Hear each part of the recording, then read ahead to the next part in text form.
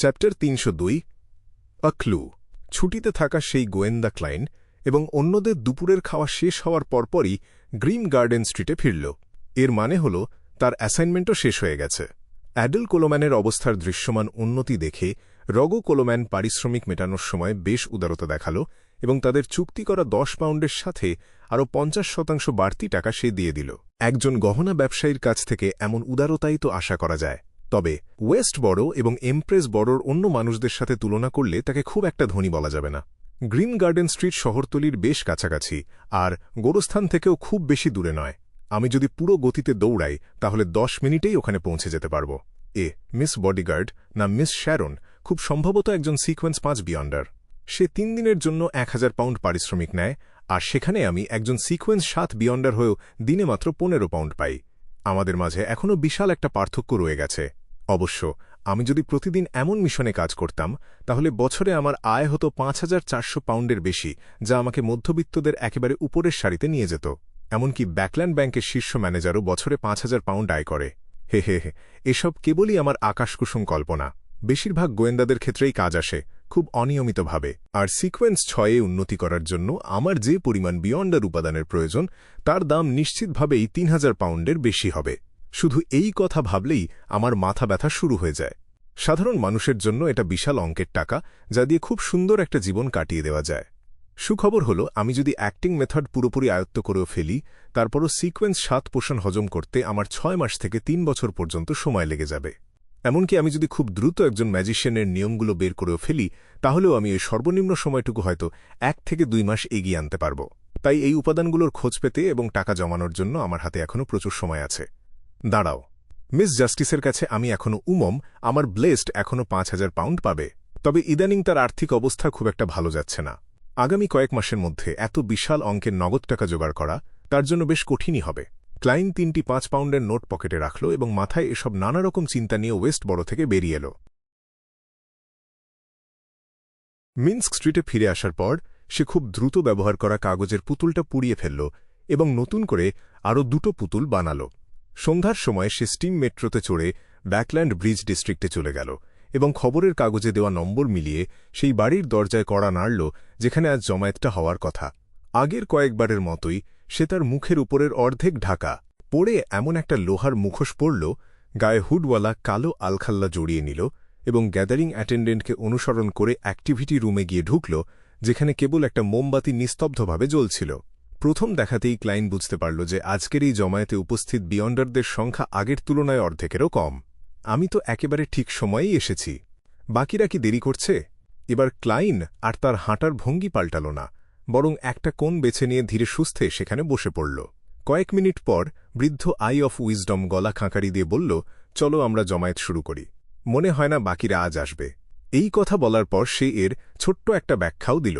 যেহেতু সিরিয়াল কিলারকে এখনও খুঁজে পাওয়া যায়নি, তাই নাইট হকস, ম্যান্ডেটেড পানিশার্স আর মেশিনারি হাইভ মাইন্ড, তার সাথে MI9-এর এক বিশাল সংখ্যক বিয়ন্ডাররা বাইরে বড় পরিসরে তদন্ত এবং তল্লাশি চালাচ্ছে।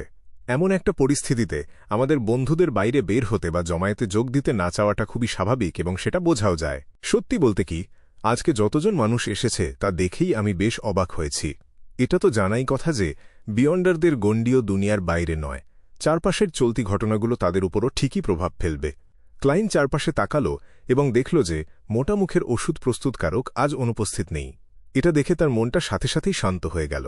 মোটা মুখের ওষুধ প্রস্তুতকারক তার মুখের ধাতব মুখোশটা একটু নেড়ে নিল, তারপর খুব একটা আশা না রেখেই ঘোষণা করল, আমি স্প্রিং অফ এলভসের মজ্জার স্ফটিক কিনতে চাই।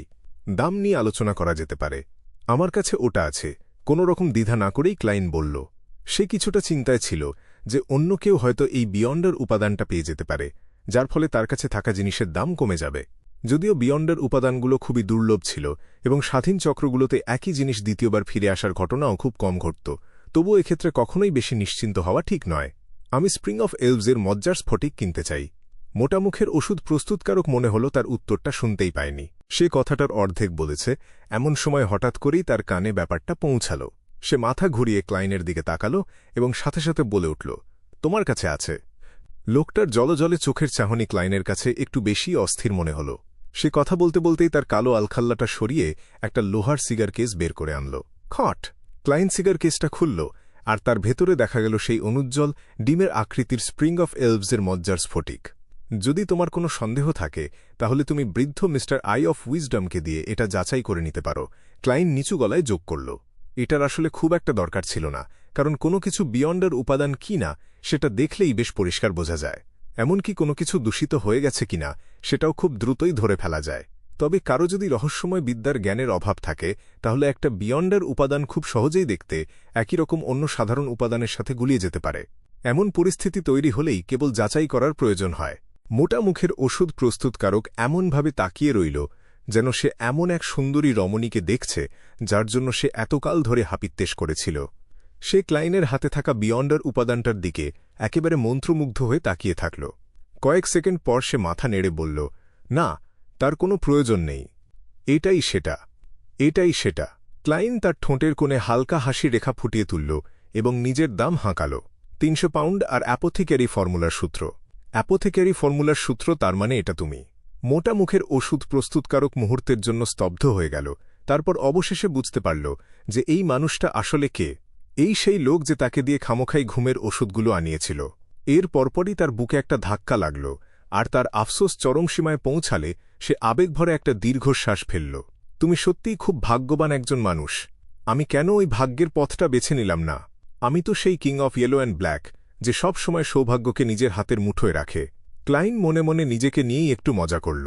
মোটা মুখের ওষুধ প্রস্তুতকারক আরেকবার দীর্ঘশ্বাস ফেলল এবং বসার ভঙ্গি পাল্টাল। এটা বড্ড বেশি দাম হয়ে গেল। আমি 200 পাউন্ড এবং ফর্মুলার একটা সূত্র দেব।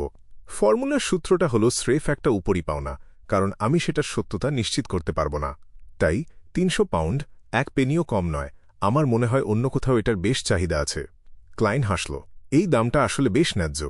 অন্য কেউ হলে তারা হয়তো 400 বা এমনকি 500 পাউন্ড হাঁকিয়ে বসত, আর তুমি হয়তো সেই দামেই রাজি হয়ে যেতে। আমি এতটাও বোকা নই। আমি এখন অপেক্ষা করতে পারব।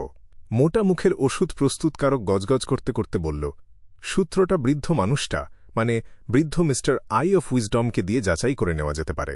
সেটা অবশ্যই এমন কিছু হতে হবে যার কোনো বাস্তব অস্তিত্ব আছে, এমন কিছু যার বিস্তারিত তথ্য আমার কাছে থাকলে তবেই আমি যাচাই করতে পারব। শুধুমাত্র একটা সূত্র এই শর্তগুলোর মধ্যে পড়ে না, আই অফ উইজডম বলল। অন্যদিকে ডিভিনেশন দিয়ে মোটামুটিভাবে বোঝা যায় যে সূত্রটা কাজে লাগবে কিনা, যদি না সেটা আমার নিজের চেয়ে 2 বা 3 সিকোয়েন্স উপরের কোনো শক্তির সাথে যুক্ত থাকে। ক্লাইন মনে মনে নিজেকে বলল।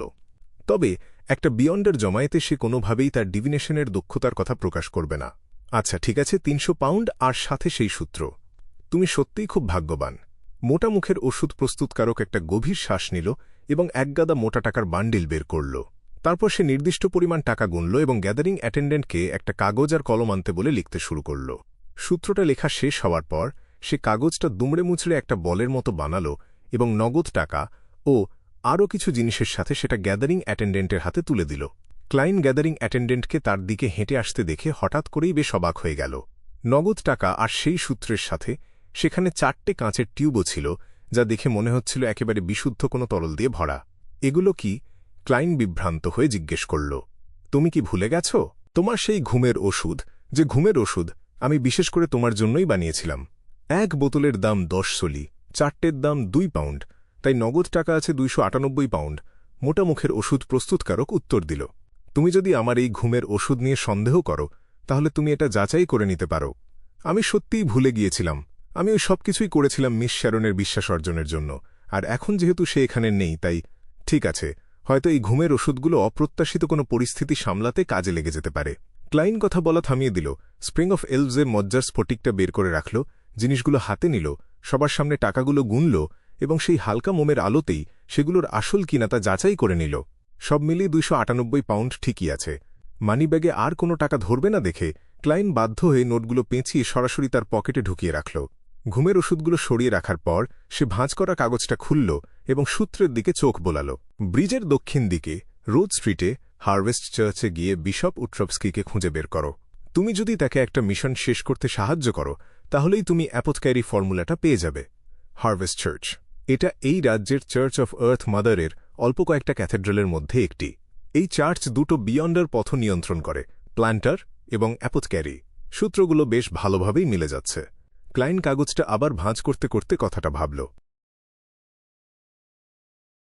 জমায়েত যখন চলতে থাকল, এটা বোঝা যাচ্ছিল না যে আর্টিজানের সমর্থনপ্রাপ্ত নারী বিয়ন্ডার আজ উপস্থিত ছিল না, নাকি তার কাছে বিক্রি করার মতো নতুন কোনো বিয়ন্ডার অস্ত্রই ছিল না।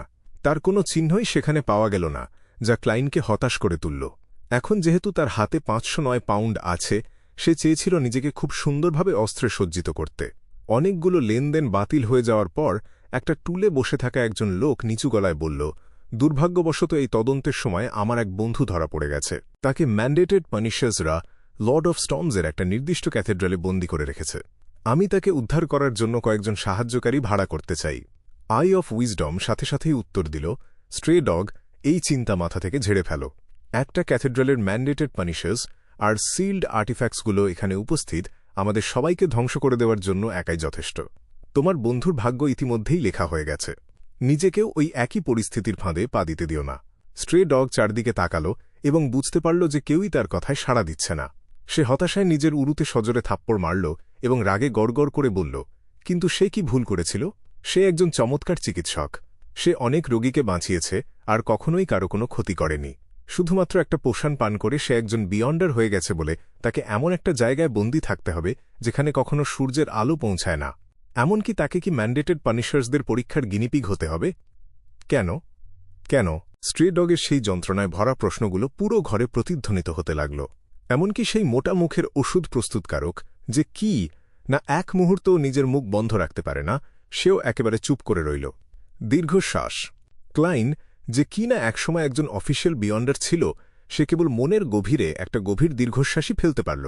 অ্যাক্টিং মেথড ছড়িয়ে পড়া ছাড়া বন্য বিয়ন্ডাররা আসলে একটা টিকটিক করতে থাকা টাইম বোমার মতোই।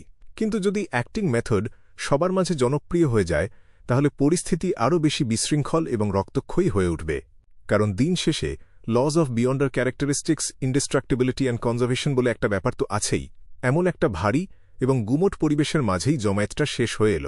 ক্লাইন, যে আর নতুন কিছুই পায়নি, সে আবারও কথা বলে উঠল। কার কাছে এমন রিভলভার আর বুলেট আছে যেগুলো বিভিন্ন ধরনের বিয়ন্ডার ক্ষমতায় সমৃদ্ধ? উদাহরণস্বরূপ পরিশুদ্ধ করা, দানব শিকার করা ইত্যাদি। সে বুলেটের ক্যালিবারটা নির্দিষ্ট করে বলেনি, কারণ তার কাছে এখনও কোনো বন্দুকই ছিল না। সে শুধু বুলেটগুলো কেনা পর্যন্ত অপেক্ষা করতে পারত, যাতে পরে সেটার সাথে মিলিয়ে মানানসই বন্দুক কিনতে পারে। এই নিস্তব্ধতার মাঝেই একই কোনায় বসে থাকা একজন নারী বিয়ন্ডের নিচু গলায় উত্তর দিল, আমি তোমাকে অন্যদের জিজ্ঞেস করে সাহায্য করতে পারি, আর আগামী জমায়েতে তোমাকে এর উত্তরটা জানিয়ে দেব। মনে হচ্ছে এটাই সেই আর্টিজানের সমর্থনপ্রাপ্ত নারী বিয়ন্ডার। ক্লাইন একটা দীর্ঘশ্বাস ফেলল। ঠিক আছে। জমায়েত শেষ হওয়ার পর সে সরাসরি মিন্স্ক স্ট্রিটে ফিরে গেল না। এর বদলে সে ইস্ট বরোতে গেল এবং নিজের পোশাক পাল্টাল। তারপর নর্থ বরো আর হিলস্টন বরোর সীমান্তের দিকে এগিয়ে চলল। এই জায়গাটাতেই নিউমিনাস এপিস্কোপেটের সন্দেহভাজন সদস্য কাপুস্কি রিড বসবাস করত।